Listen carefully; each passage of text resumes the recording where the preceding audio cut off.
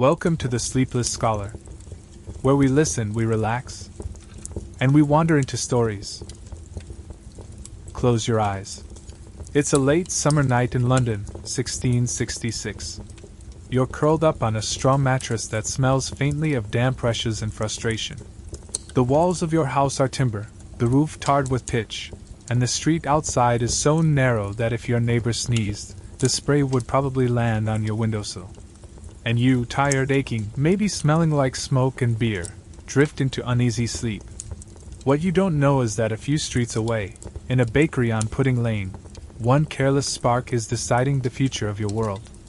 The baker, Thomas Verner, finishes his late orders and crawls into bed, probably thinking more about debts than destiny. But in his oven, faint embers glow. Maybe a wisp of straw left too close.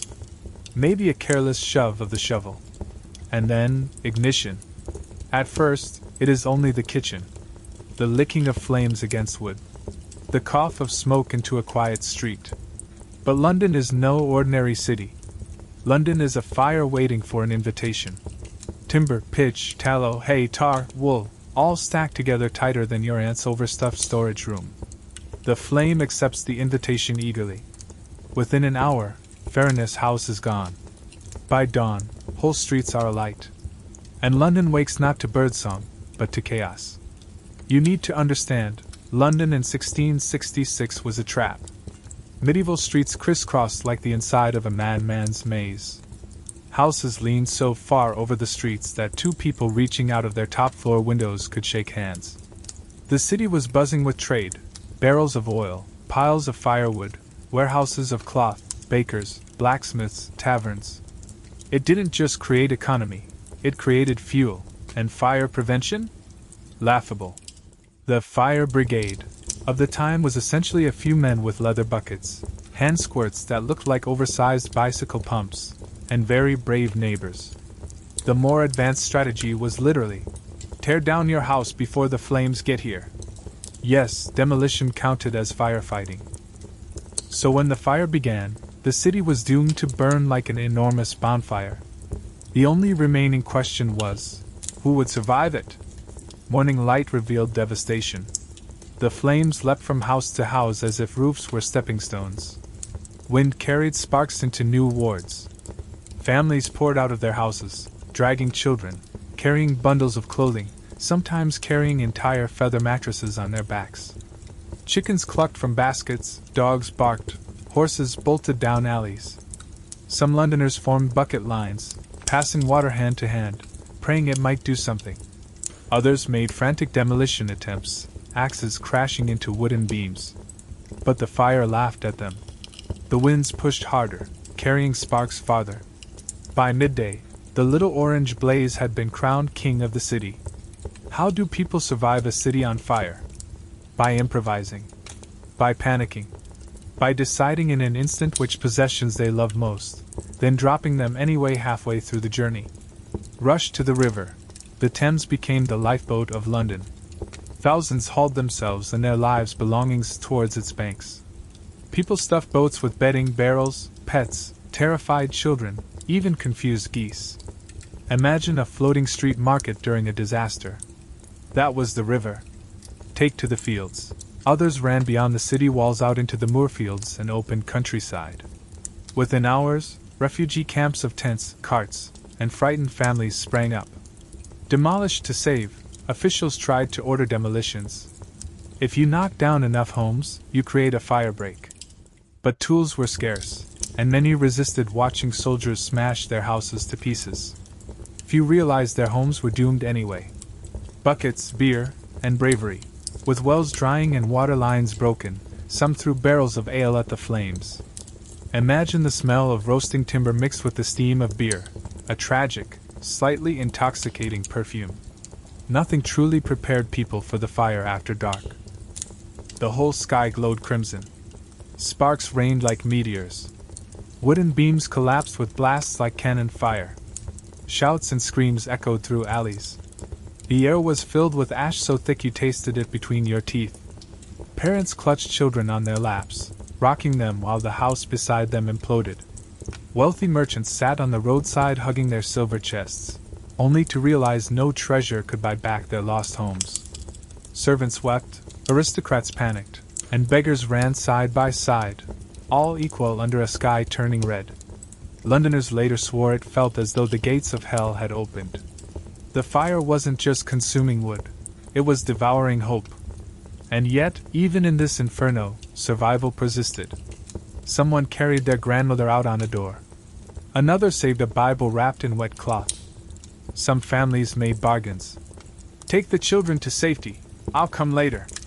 Others risked going back for goods, only never to come back at all. By the end of the first day, London was only beginning its agony. But it had already become a city of survivors. The question was, for how long? Dawn broke again on London, and what little hope people had kept through the night shriveled in the sunlight. The fire had grown stronger, not weaker. Survivors blinked through red smoke and realized their city was no longer recognizable. St. Paul's Cathedral loomed in the skyline like a beacon, familiar, holy, seemingly indestructible.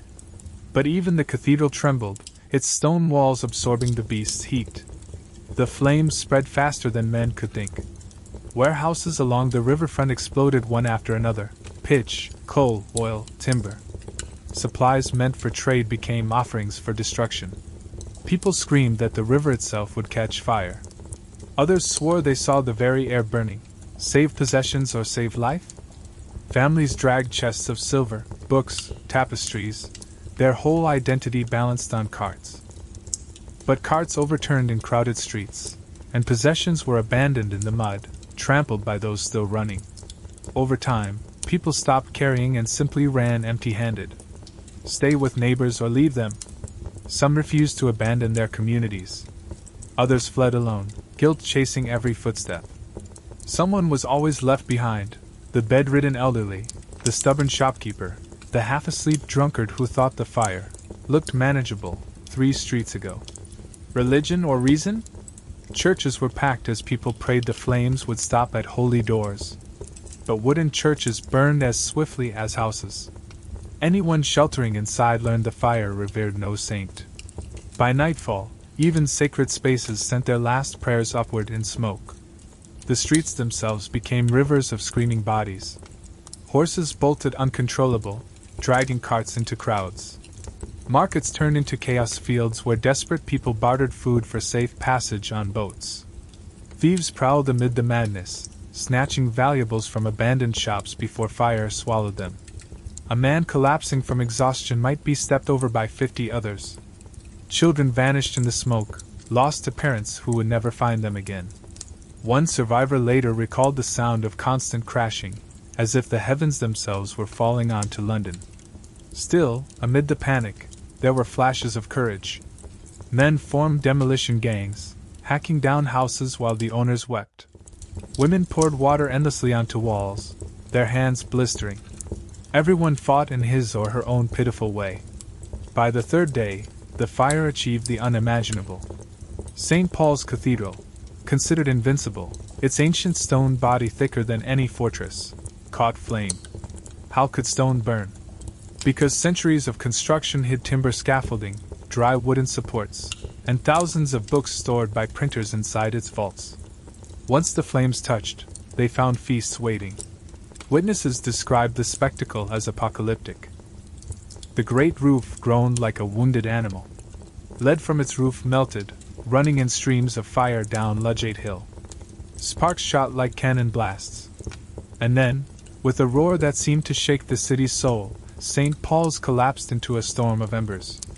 For survivors watching from outside the walls, many huddled in makeshift camps, the sight confirmed their despair.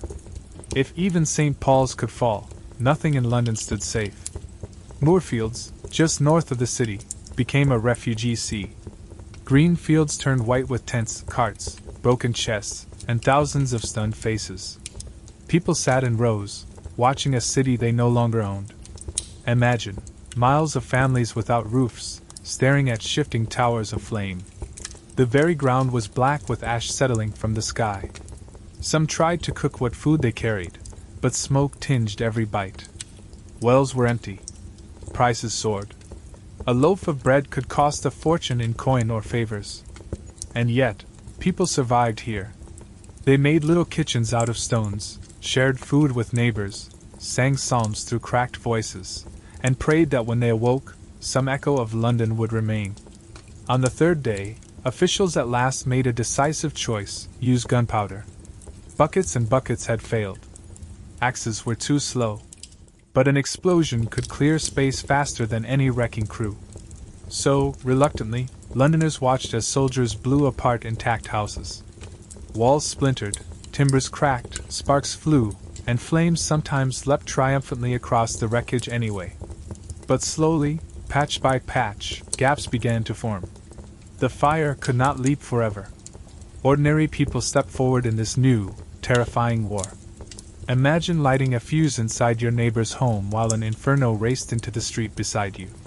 Run too slow, and you'd be buried alive in both fireball and collapsing wall. But brave hearts did it. And it worked. By day 3, exhaustion coated everyone.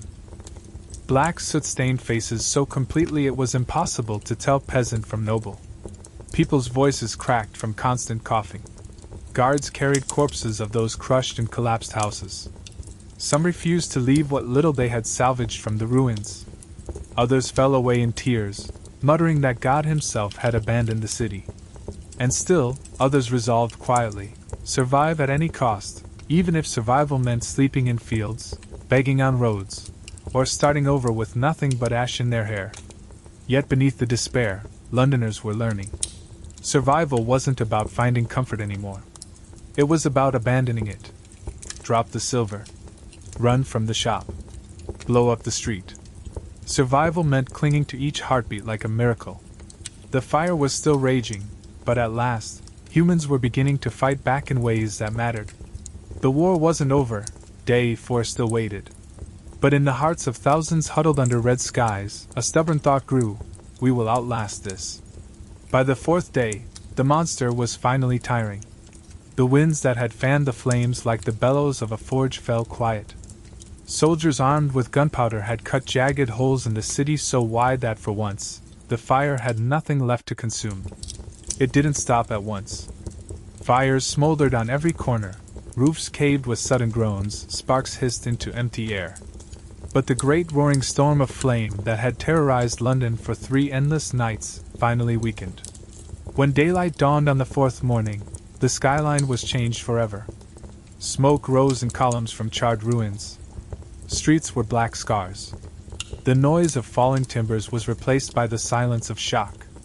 People blinked against the ash-filled haze and realized, slowly, fearfully, and with a kind of exhausted relief, the worst was over. Survivors stumbled back into streets that no longer existed. Imagine threading your way by memory down lanes that had vanished, where every landmark you once knew was gone. Entire wards were flattened, houses erased as if they had been children's toys swiped off a table. 87 parish churches were destroyed. 13,000 homes, dust. The proud skyline dominated by St. Paul's, reduced to rubble and twisted lead. Corpses lay hidden beneath the ruins, though fewer than anyone expected. Somehow, miraculously, official records tell us that very few perished. London's people, through running, demolishing, floating, exploding, and sheer stubborn refusal, had lived. Homeless, starving, ash-covered, but alive. For weeks after, life existed outside the ruins. The fields around the city brimmed with makeshift shelters, canvas tents patched together from cart cloth, shacks hammered from broken beams rescued from the blaze.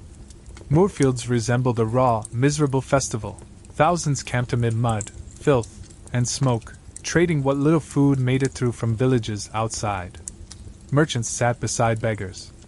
Aristocrats lay on the earth beside laborers.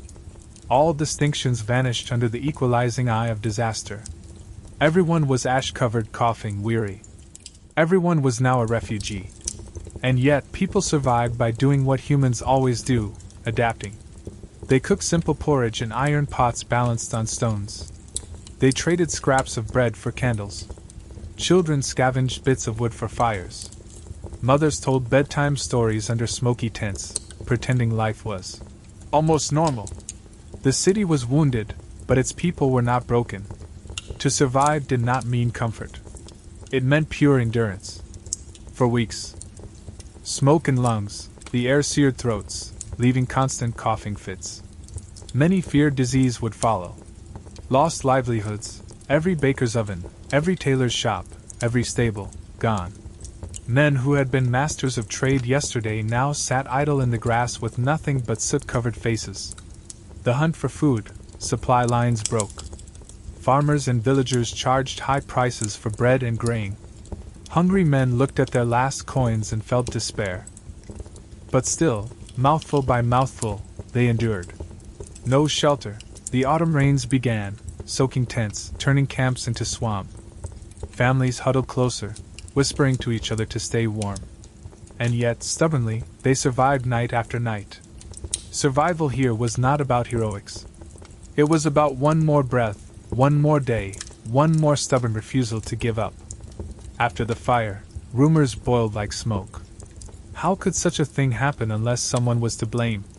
Some shouted that foreigners had set the blaze. Others accused Catholics, convenient scapegoats of the time. Men beat strangers in the rubble. Mobs attacked foreigners for crimes they never committed. Anxiety turned into anger, and anger needed victims. But beneath the suspicion, most Londoners knew the truth. This was no plot. It was their own city's weakness, their own tinderbox construction, their own lack of planning. A tiny spark in a bakery had been all it took. Now came the hardest survival of all, not escaping fire, but enduring life without London. The struggle changed form from dodging flames to rebuilding from nothing. Trade slowly returned, merchants set up stalls amid ruins. Business happened no longer in shops but in alleys between scorched walls. Shelters became homes, tent cities hardened into semi-permanent wooden shacks. Floors of mud slowly covered with rushes. Faith restored, preachers took to open fields, promising that one day, stone would rise again. And through it all, the people endured. They argued, they laughed bitterly, they helped their neighbors haul salvaged beams. Londoners survived not by refusing to see the tragedy, but by choosing life anyway. King Charles II and city planners eventually stepped forward. Streets would be widened. Building codes improved. Brick and stone would replace timber and pitch.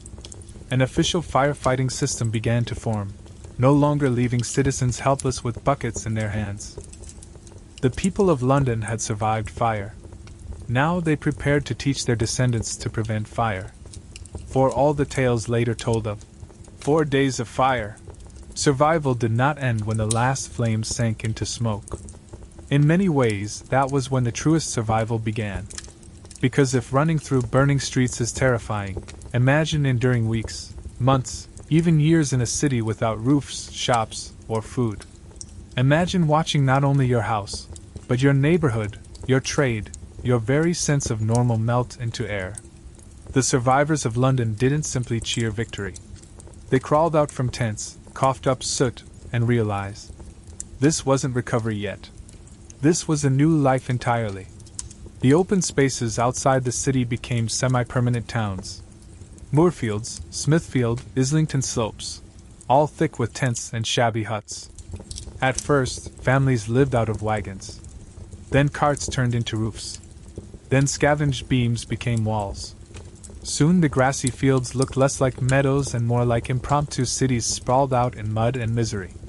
Children played between rows of makeshift shelters, their laughter peppered with coughs. Old women sat by burned-out cooking pots, brewing thin broth from whatever scraps they had traded. Men wandered the edges of camp, ash still clinging to their hair, talking in bitter whispers about lost livelihoods. I was a goldsmith yesterday. I was a baker. Now I'm just a body under canvas. Refugee London groaned like a city with broken bones, alive but in pain. Every day was a negotiation with hunger. The fire had eaten food stores, destroyed bakeries, and gutted the markets. A single loaf of bread could spark arguments, sometimes fistfights, among desperate families. Wells contaminated by fire collapsed, leaving water scarce. Families queued hours near surviving pumps, buckets in hand, sharing air thick with soot. Farmers outside the city smelled opportunity. They raised their prices. City men grumbled, but still paid. because their children's stomachs growled too loudly to argue. Women scavenged edible roots and herbs near the fields and boiled them into soups that tasted more like smoke than flavor. For some, survival meant tightening belts and waiting. For others, survival meant swallowing pride and begging. Proud merchants, once masters of wealth, stood in line beside paupers, hats outstretched. The fire had not just killed houses. It had buried trades. The tailor's shop? Gone. The blacksmith's forge? Collapsed. The printing presses? Melted into slag inside the bones of St. Paul's. Men with steady jobs became idle beggars overnight. Apprentices wandered through fields, their future professions, nothing but cinders blowing in the river wind. The whole economic skeleton of the city cracked. And yet, survival means adaptation. Some refugees scavenged metal from ruins, selling scraps to rebuilders. Children gathered unburnt firewood from collapsed houses. Women stitched together clothes from scorched fabrics, selling them in makeshift stalls under muddy tents. Londoners learned once again, survival isn't about resuming old life. It's about inventing new life from rubble. Hunger, homelessness, exhaustion, such things turn neighbors into enemies quickly. Refugee camps bristled with arguments. Who owned what field? Whose cart now doubled as a storehouse? Who deserved charity, and who was faking their losses? Fists fought as often as hands helped.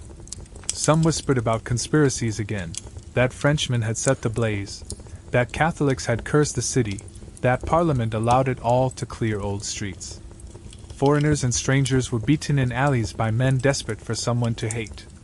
Fear made monsters of ordinary people. But it also revealed surprising strengths. Even amid suspicion, camps still pulled together to share bread crusts, haul timber, and form prayers under hazy skies. King Charles II knew his kingdom could not leave tens of thousands broken and homeless for long. Visitations showed him the blackened ruin. He walked among refugees, assuring them that London would rise again. He ordered bread distributed in moorfields, money raised for the poorest. Charity poured in from across England. Towns sent wagons of food, bedding, clothing. It never was enough, but enough arrived for some children to smile again, for some mothers to sleep knowing tomorrow held at least one meal. Still, Londoners stayed anxious. Promises of stronger buildings seemed far away to a family huddled beneath canvas with rain dripping onto their children's hair. Words did not stop coughs. Oaths did not warm fingers. As soot cleared, Londoners crept back into the skeletons of their city. Smoldering ruins still hissed, beams cracked underfoot, streams of lead still glistened eerily in the gutters outside where St. Paul's had stood. Yet even here, among collapsed homes and rubble, survival choices were being made. Salvaging bricks from ruined walls to stack into crude stoves. Digging through rubble for metal pots that hadn't melted. Searching cellars for wine casks somehow spared from collapse.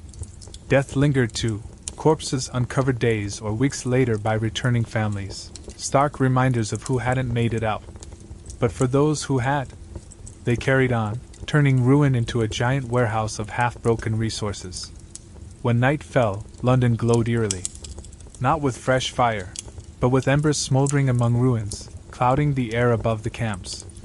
Refugees huddled around small fires outside the city walls. Singing drifted in broken voices. Babies wailed, soot black streaking their cheeks. Some Londoners whispered, "Is this our city now? Eternal exile on the grass?" But hope came in fragments. A candle flickering in a salvaged window. The laughter of children who treated heaps of bricks as play scenery. The slow rhythm of hammers as makeshift walls went up. The flames had faded, yes. The refugee camps were still buzzing with coughs and hunger, yes. But survival was not simply measured by who escaped the inferno. True survival stretched beyond weeks, beyond months, feeding into the very souls of those who lived through it, and the generations who came after them. Because when you survive disaster, you don't just carry soot on your clothes. You carry fire in your memory.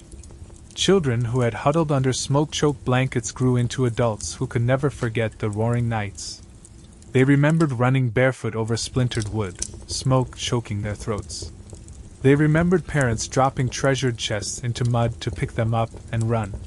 They remembered staring at St. Paul's collapsing like the very heart of the world breaking. In later years, these same children told stories that began with sighs. When the fire came, and every child listening felt the weight of survival. For many, survival meant questioning. Why hadn't prayers at the altar stopped beams from falling? Why had sacred churches collapsed as viciously as taverns? Some whispered that God had punished London for its sins, for greed, vanity, drunkenness, corruption. Sermons thundered about judgment and lessons not yet learned. Others argued, no, this was man's own fault, careless ovens, reckless city planning, arrogance in ignoring fire's danger. In sermons, in pubs, in muddy marketplaces between rebuilt walls, the argument raged, was survival proof of divine mercy, or pure luck bought with suffering? That uncertainty lingered as heavy as ash. The fire had leveled more than streets, it had ignited social change.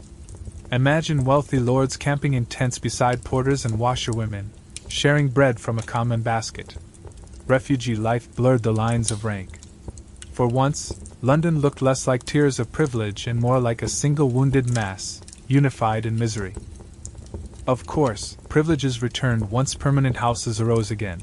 But survivors never forgot the weeks where they were simply equal as ash-covered bodies beneath canvas sheets. That memory flavored the way Londoners thought about one another for decades to come. And it taught a cruel truth: in a fire, no crown or coin keeps your roof from falling. Survival spares or claims whoever it will, king's court or cobbler's hut alike. Survival also meant learning. Forced lessons pay for with 13,000 homes. Narrow medieval alleys? Gone. Rebuilt streets widened, sunlight piercing where soot had once hidden. Timber packed roof to roof? Replaced, at least slowly, with brick and stone. More costly, yes, but less like tinder stacked in God's fireplace. Rudimentary firefighting? Reformed. Pumps, buckets, teams organized, not just brave neighbors with beer barrels. Sir Christopher Wren and other architects dreamt great plans. A new city of symmetry, wide boulevards, airy squares. Those dreams were cut down by money and politics, but fragments survived. Fire had not given Londoners luxury, but it had gifted caution. Survival reshaped streets themselves. Walking them years later, survivors thought, the fire is still here, etched into the cobblestones. Though officials insisted only a handful had died, survivors knew better in their hearts. Families vanished without word. Bones found in ruins told silent truths. For every miracle of survival, there was someone else who hadn't made it. Londoners passed by certain corners and swore they felt whispers. Streets told tales of people who hadn't been fast enough, didn't find the river, couldn't flee with the crowds. Memory of the ghostly households lingered even as new brick walls rose. For survivors, living meant acknowledging again and again what others could not. They are gone. But I am still here. A double-edged gratitude and grief cut into daily life. Years later, London's merchants still felt the taste of loss. Records, charters, contracts destroyed in the fire left disputes that survived generations. Families fought in court over what had truly been theirs. My shop, my stall, my warehouse. Without parchment or proof, memory was the only evidence. Survival turned litigious. Trades adapted slowly. Printers built new presses, their ink yet again staining pages with words. Bakers rebuilt ovens with stricter safety, though fear haunted their craft. Carpenters profited most. There was no shortage of work when every house needed beams anew. For apprentices, survival meant starting fresh, sometimes far from their family's original trade. Entire lineages of work ended, replaced by new callings born of necessity. Long after ash washed away in the rains, London's soul wore scars. Survivors never again trusted dark smoke curling innocently into the sky. Every spark in the kitchen, every candle left unattended, made hearts jolt. The fire became more than an event, it became a shadow, alive in language, in law, in legend. It was spoken of not just as a disaster, but as a measuring stick. That family has rebuilt since the fire. These streets are safer since the fire. Nothing has changed since the fire. It became the hinge of time itself. And those who had lived through it, they bore the strange pride of endurance, half ashamed, half defiant. Survival had cost dearly, but it was theirs. Among all the survivors, one man's words would live longest: Samuel Pepys, the naval administrator with a sharp mind and a sharper quill. His diary described it all in dreadful detail. Rising at dawn to find the city aflame, climbing a church tower to watch it spread like a living beast, burying cheese and wine in his garden to save them from the flames. Pepys wrote not with cool distance, but with human urgency, fear, awe, disgust, even curiosity. And in his diary, the survival of ordinary people is etched. Women running barefoot, carrying children in their arms, their gowns trailing sparks. Families floating on barges, faces smeared black, clutching cages of doves or sacks of flour. Servants stumbling under heavy bags of clothing, abandoned in alleys when the fire moved too fast. Pepys' diary wasn't entertainment. It was memory carved into ink. Through him, the fire was never forgotten, and survival was immortalized for future generations. Centuries later, in the glow of hearths rebuilt proudly in brick and stone, people retold the fire's stories. Parents whispered cautionary tales to children. Never leave the oven unwatched. Remember the baker. Never trust timber roofs piled too close. They are traps. When fire calls, run first, argue later. Children listened with wide eyes. The fire became not merely history, but a bedtime presence, half warning, half ghost. To survive meant to remember, and to remember meant to repeat. Street ballads circulated, singers on corners chanting lines about fiery doom and human escape. Some ballads mocked the chaos, neighbors tripping over geese, men cursing while carrying chamber pots through the smoke. Humor became survival, laughter a medicine against scars. Myths crept into the cracks. Some claimed devilish shadows walked within the flames, smiling as St. Paul's cracked. Others swore they saw angels guiding families to water. The fire blurred into legend. Because when survival stories pass from tongue to tongue, facts bend. But what remains is the truth of endurance. We were there. We fled. We lived. Artists too carried survival forward on canvas. Large oil paintings showed London ablaze, towers crumbling, rivers glittering red under a sky that looked like Judgment Day. For those who hadn't lived it, such works were all terrifying but distant. For survivors, they were wounds reopened. Reflections of nights not easily erased from the heart. They stared at the paintings and tasted soot again on their tongues. The Great Fire did not stay in London's memory alone. All of England watched, read pamphlets, heard sermons. Villages whispered of refugees arriving soot-stained and story-laden. To many, Londoners became symbols of stubborn endurance. Survival was no longer private. It was national. The rest of the country watched a capital city burn, then rise, and thought, if London can live through this, perhaps so can we, whatever fate awaits. Survival does not linger only in big monuments. It hides in daily habits.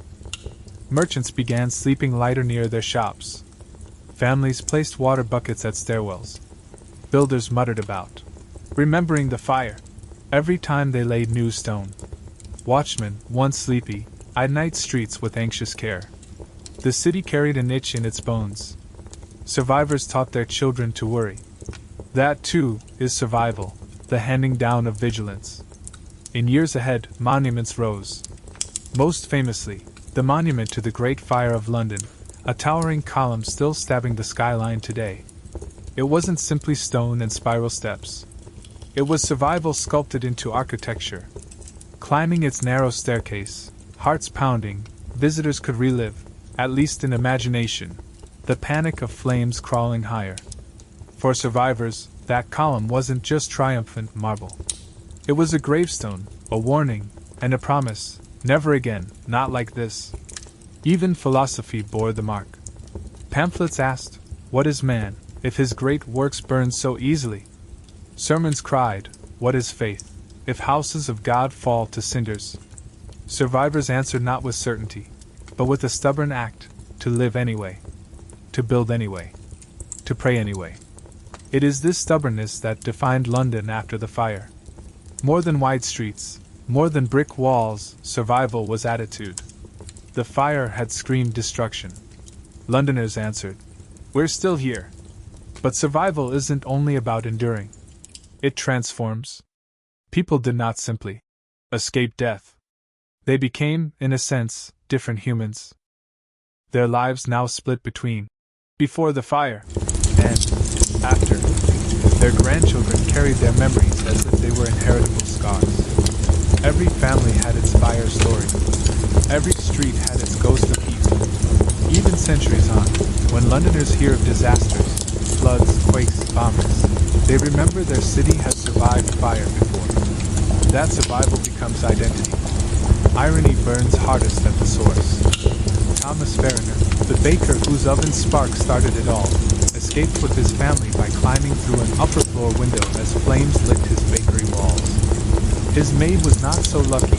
Trapped, she became the fire's first victim. Fariner carried his family to safety, but imagine the weight he bore afterward. Every spark in every street reminded London. It began with him. Survival gave him breath, but with it carried the curse of blame. Civil servant Samuel Pepys fled not with crowns, but with cheese. Yes, among other valuables, he famously buried a wheel of Parmesan in his garden with bottles of wine, fearing thieves and flames alike. Picture him, sweaty from digging, smoke clouding overhead, hurriedly piling dirt over cheese. A ridiculous scene, but also deeply human. It wasn't just food. It was a symbol of stability, of wealth, of comfort. In his panic, Pepys chose to save not silver, but supper. Later, in his diary, he preserved not only his cheese, but the city's memory. His survival gift to history wasn't objects, but words. One young maid, name lost to records, was spotted staggering down the lane with a huge trunk bulging with silver and pewter. The chest was so heavy she kept dropping it, sparks falling onto her skirts. A neighbor shouted at her to drop the chest and run. She refused. This is all they have left. If I burn, I burn. By miracle or luck, she made it to the river, chest and life intact. Survival, for her, meant loyalty to her masters, a choice as brave as it was terrifying. Amid the floating chaos of barges on the Thames, Samuel Pepys noted the absurd. One refugee cradling a squawking goose, pet and livestock both. The man shouted at others cramming into his boat, "Mind the goose! Mind the goose!" as if the bird's survival outweighed 10 other passengers. It was comic. And yet, wasn't it also profound? In catastrophe, humans cling to what feels familiar, grounding. For some, it was golden rings. For others, a family Bible. For him, it was a goose. And in that moment, saving it was survival of the soul. On the darker side, in Billingsgate, gangs of men swarmed abandoned shops, snatching food and valuables before the flames arrived. Some loaded stolen goods onto boats, and slipped away under cover of smoke. Survival here meant something grim, feeding on your burning city to feed yourself. In the moral fog of fire, theft blurred into sustenance. Refugee camps told quieter stories.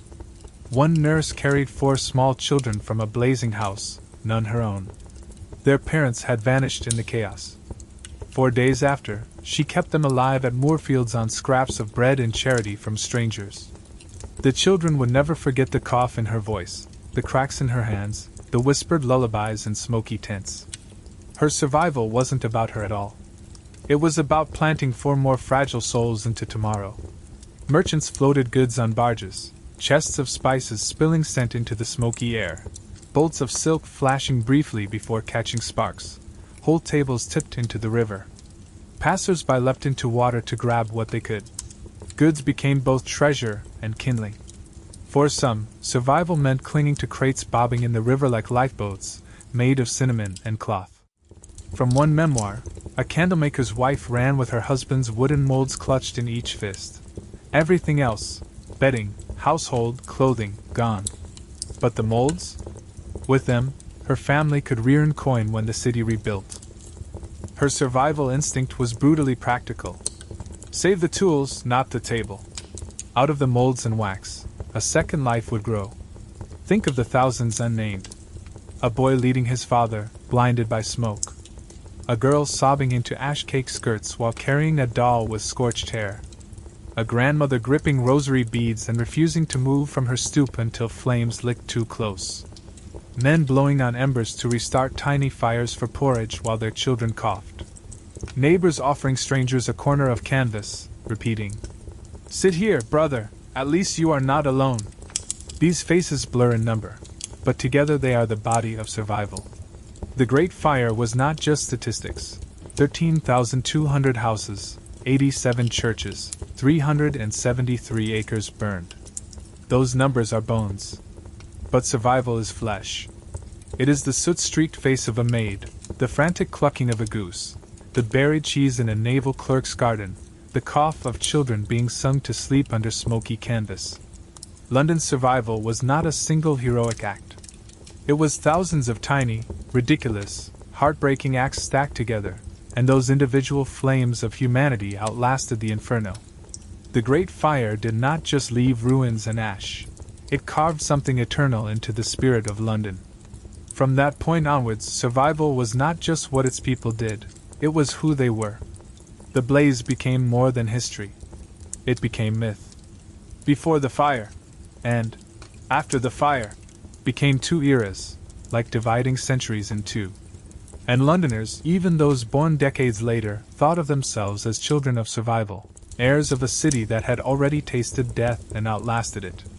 Writings and engravings after the fire began to compare London to the phoenix, the mythical bird that burns in its own flame only to rise again in brighter feathers. City sermons called London a phoenix. Artists painted it as a phoenix. But what is a phoenix in human form? It is a mother who loses her home and still finds a way to cook her family porridge in a borrowed pot. It is a weary bricklayer who hammers stone in a ruin, shrugging, "Let's make it stronger this time." It is an entire population who refuse to call themselves victims. By leaning on this phoenix imagery, survival got stitched into identity. We burn, and yet we rise again. The fire gave nightmares, yes, but it also forced renewal. For centuries, London had tangled in medieval lanes, a dangerous, suffocating knot of wood. The blaze ripped it apart. Survival wasn't only rebuilding what was lost. It was an opportunity, a chance to rethink streets, widen alleys, create more open space where the fire had rampaged. Architects like Wren traced out visions of order and grandeur, even if money and politics shrank those dreams. And so, even though not every plan was realized, the city still stood altered, straighter roads, broader openings, laws for safer construction. Survival wasn't passive. It changed the very look of London. In the years ahead, Londoners faced more disasters, plague outbreaks, economic crashes, even centuries later, the bombs of the Blitz. But in all these crises, there was a quiet whisper in the back of the city's collective mind: we survived the fire. We will survive this, too. That unspoken inheritance became armor. A stubborn shrug, a black humor. The kind that allows a Londoner to sip ale under smoky skies and quip, "Could be worse, I suppose?" That vital combination of grim acceptance and relentless persistence is the backbone of the city's survival identity. The rebuilt St. Paul's, designed by Christopher Wren, became not just a church but proof. Every soaring dome stone spoke: we rebuilt. We endured. We live. The monument rose as a permanent reminder, its height exactly matching its distance from the bakery where it all began, a stone needle pointing both accusation and pride at once. And in every London street name ending in Fire Lane or Pudding Lane, in markets where old stories were retold, survival is literally mapped into the city. London carries its scars not as shame, but as symbols. Talk to survivors decades later, and they speak of the fire not with constant grief but with a strange, hard pride. They describe where they ran, what they lost, whom they saved. Their sons and daughters retell those same tales, growing up believing their family line had survived the Great Fire. Survival became inheritance. A kind of invisible metal pin to every family. We endured. Remember us as strong. Most crucially, survival became narrative. That's why we're still telling the story now. London survived not simply through brick, food, or breath, but because its people chose to remember in words, song, and history. The fire became a story that the city retells whenever it looks at new flames. It isn't, "We burned once." It is, "We burned, we endured, we rose, we carried on, and we will again." Stories themselves are survival. They make sure that trauma does not dissolve, but transforms into strength across centuries. After 1666, London was no longer simply a capital city. It was a survivor. The fire gave it this brutal credential stamped onto its identity. From then on, surviving was not embarrassing, it was honorable. Strength was not skyscrapers yet or spires. Strength was stubborn humanity enduring in the face of fire. Londoners saw fire not just as destruction but as a test of their character, a test they passed. To walk in London years later was to hear people say, in countless ways, "We lived through the fire. We are still here." That statement carried on through bombs, plagues, wars, and upheaval. The survival of the fire was not a chapter. It was the beginning of London as the survivor city. A city can smother flames. It can replace beams and lift new domes. But fire lives in memory like smoke in cloth. It lingers. The Great Fire never really left London. Its ghost came to visit generations later, whispering, "Remember what you endured. Remember what you survived." And so, though 1666 is a past event, the survival it forged kept echoing forward. Even in decades soon after, survivors and their children carried nervous habits. Candles were watched obsessively. Kitchens were checked twice, thrice before sleep. Night watchmen were mocked if they looked drowsy. Nobody wanted to be the new Pudding Lane. Preachers kept using the fire as a metaphor for sin, warning congregations that to lapse is to burn again.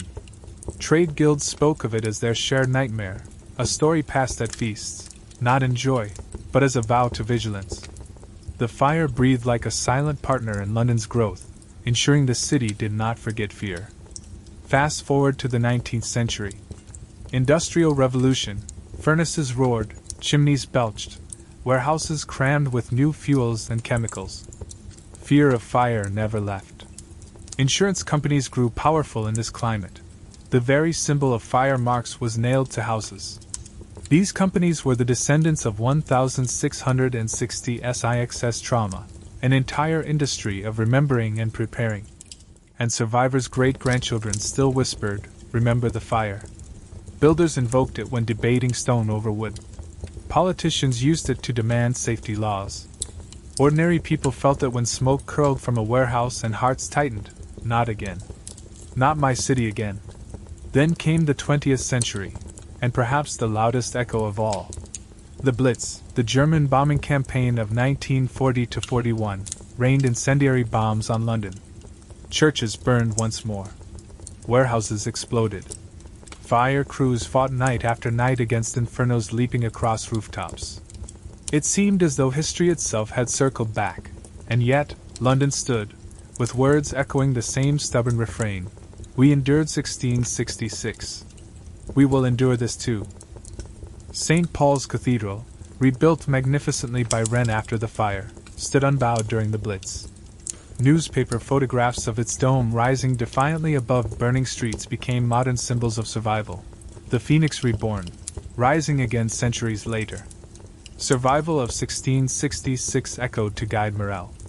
A city that had already known flames knew, in its bones, how to endure again. Authors kept revisiting the fire, not just as event but as symbol. Poets turned it into warnings of pride and downfall. Realist writers used it as backdrop for tales of loss and rebuilding.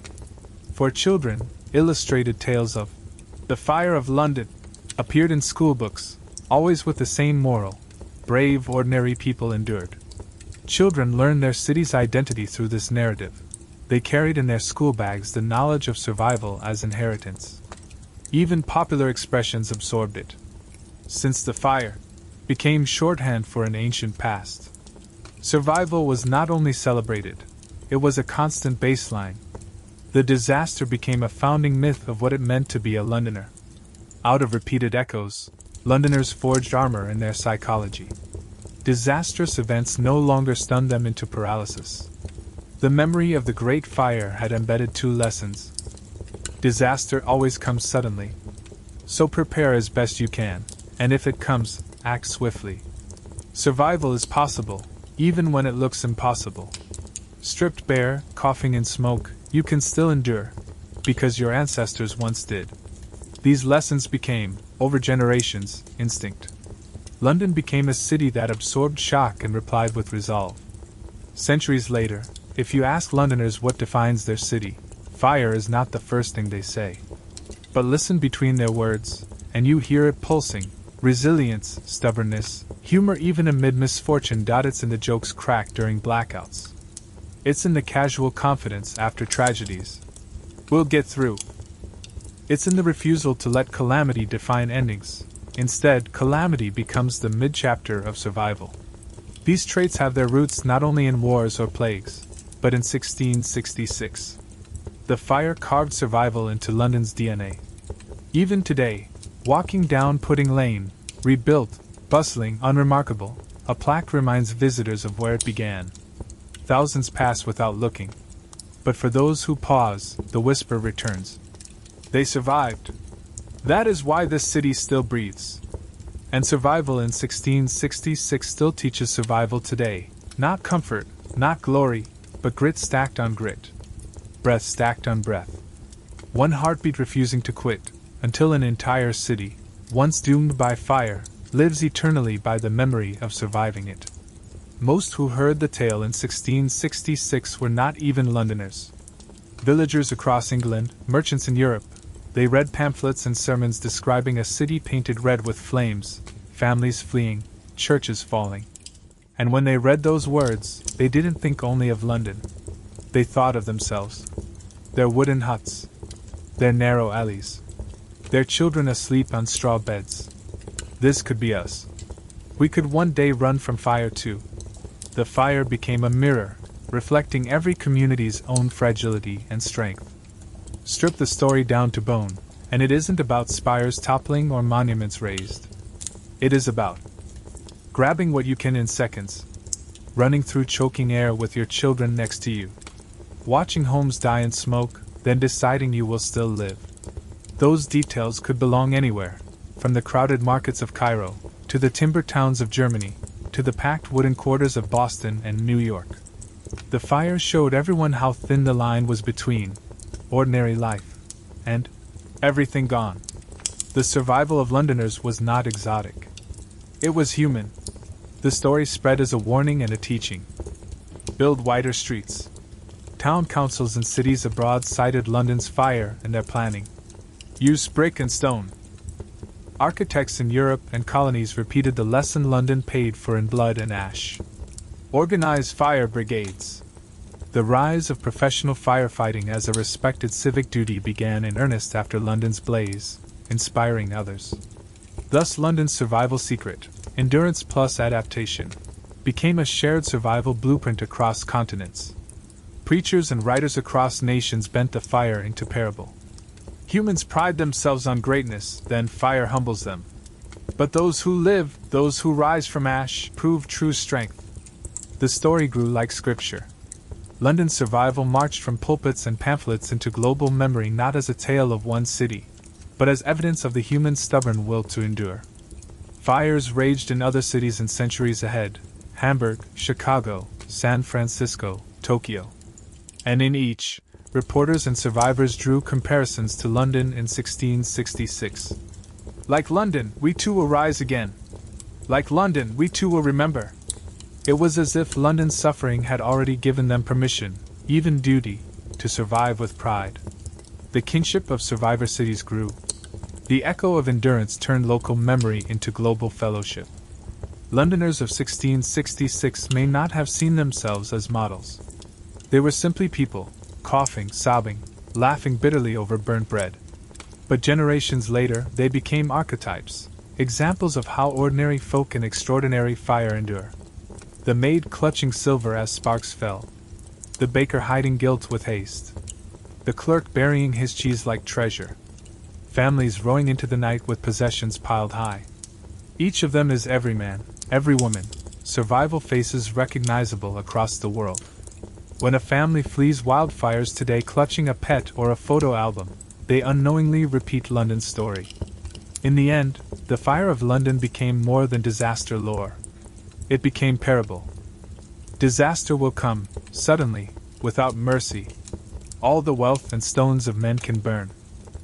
What matters most, always, is life, breath, love, endurance. This is not London's truth alone. It is humanity's. And because London lived it so vividly, it tells the tale for all. Stand today at the monument, or in the shadow of rebuilt St. Paul's, and the inscription says, "This city survived." But hear deeper, and it seems the stone whispers something more. This is what humans do. We fall, we burn, we cry, we stagger, and then we get up again. London in 1666 lit up as proof of this universal rhythm. So when we look back at those September nights, smoke choking the sky, barns bursting, streets crackling, we are not watching strangers. We are watching ourselves, ancestors of our will to endure. Their survival is the root of ours. And as long as their story is told, in sermons, diaries, schoolbooks, paintings, or film, the fire never consumes the last ember. It glows forever as proof. Humanity survives. Always. Centuries have passed. Streets are wider, roofs stronger, firefighters armed with engines instead of buckets of ale. Yet London still breathes the memory of 1666. Walk its lanes and you see it everywhere if you know to look. A plaque on Pudding Lane, reminding you where a quiet bakery birthed an apocalypse. The monument, rising defiantly, a stone memory of survival marked into the skyline. St. Paul's Cathedral, rebuilt after collapse, still towering, a phoenix dome reminding every onlooker, we rise from fire. Even in everyday lessons at school, children trace the story with wide eyes as teachers tell them. This was London's darkest night, and its brightest act of endurance. Today's Londoners do not run from burning timber huts, but the habits linger. The city knows how to hold humor in heartbreak, how to share bread in hardship, how to rise from chaos with grit. Those lessons come from the fire. Every siren that wails down modern streets, every firefighter's helmet glinting, every brick home that resists flame, they are echoes of 1666. London learned. London survived. And because of that, millions now live safer lives. When we speak of the Great Fire, it is tempting to define it as destruction. But look closer. It is just as true to call it rebirth.